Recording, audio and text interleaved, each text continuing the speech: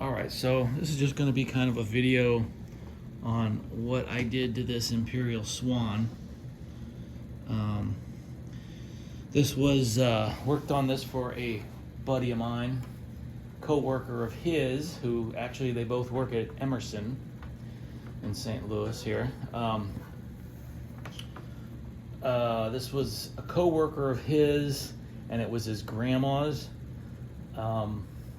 You know, I don't know if it was in her attic or what, but I think hers since new, and it was pretty dirty, didn't run. The head wire was just really crispy. I'll cut in some pictures here along the way, but yeah, the head wire was very janky.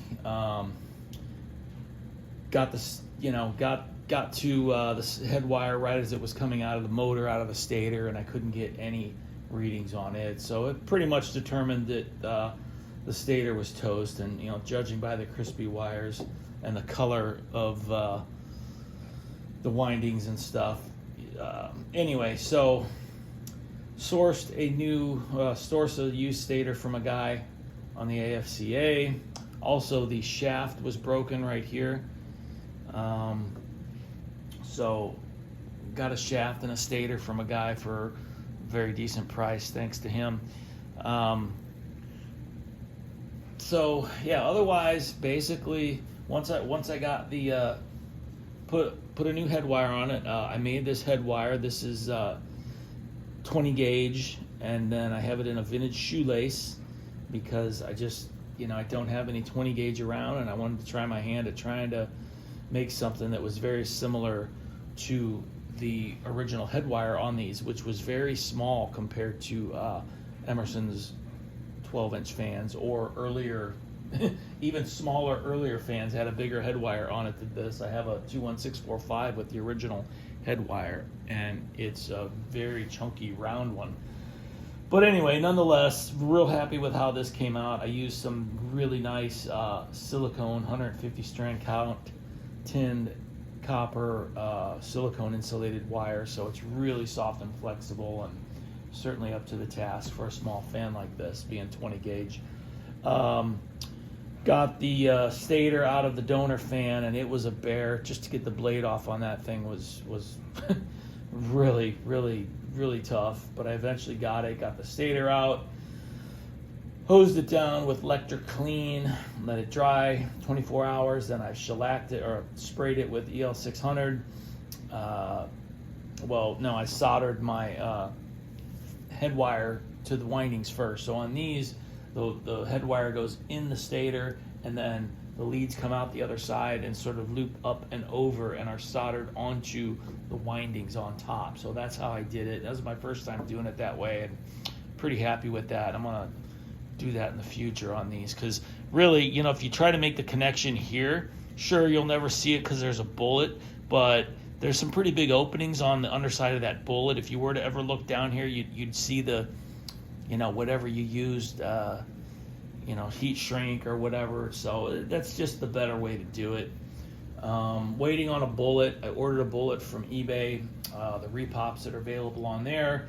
Gonna have to paint it black. It's gonna probably arrive sometime next week when I'm back up in Michigan working. But he says he wants to do that. That was like $70, but you know, it really is the finishing touch for this fan. So didn't do much to this paint wise. I painted the gearbox just because, you know, the gearbox had really nasty grease in it, and paint was coming off it anyway. So, you know, by the time you try to get the gearbox cleaned, and on these, the shaft coming down out of the lower gear has this little T-bar on it, and I don't know if that pin comes out, but I didn't want to mess with it, so I just really make sure I got it real clean underneath that gear and everything. And but then, so I painted the gearbox, painted the donor shaft, and then I painted the oscillating wheel. So that's it. Other than that, it's original paint. Oh, I did paint this front facet right here just because it had a big wear mark on it, and you know, I'm cool with little, and you know, that was the intent of this, was just to preserve it, but you know, it just had a real big chunk of missing paint here, so I did paint this right here, and And then I did bump it a couple times in the course of working on it, so that's actually kind of nice that I got a little ding right there. And but the chrome is unbelievably minty on this. I can't even believe it. I mean, it's as nice as the one that I had re-chromed on mine up there. And it's just unbelievable how nice it is. Got the Palmer House fan there running, drying off some of our clothes. Me and my son walked up to a diner because it was snowing to beat heck. Probably got about 6 inches. So anyway, yeah, so paint is all original. Did a real nice wiring job. I was trying to figure out which way is on and off, but I think on my other ones, this is off and this is on. Seems a little counterintuitive, but I don't know, not really. So, you know, switch had some wires coming off it. I ended up cutting those a little shorter, putting heat shrink all the way to the switch, and then soldering on a nice new lead, and then attached the head wire and the cord to that. Bundled it all up with some nice friction tape. I finally found a good friction tape that I'm using.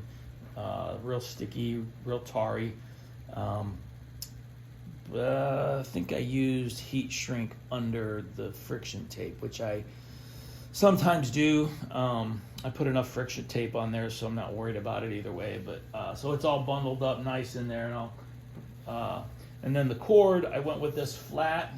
Now the cords on these, I believe, was a flat, parallel rubber cord. My other Swan up there, pretty sure has the original cord on it, and it's like that. It's sort of a, you know, not quite like ripcord or, you know, like a regular modern day lamp cord where it's got the heavy groove. It's just barely got a groove down the center of it. So, but you know, some fans of the era, Emerson also had, or at least a little earlier maybe, had these flat, like my French gray there in the background had the original cord, and it was flat parallel cloth. Now it was heavier dutier than this, and I did just make one, but I didn't really know.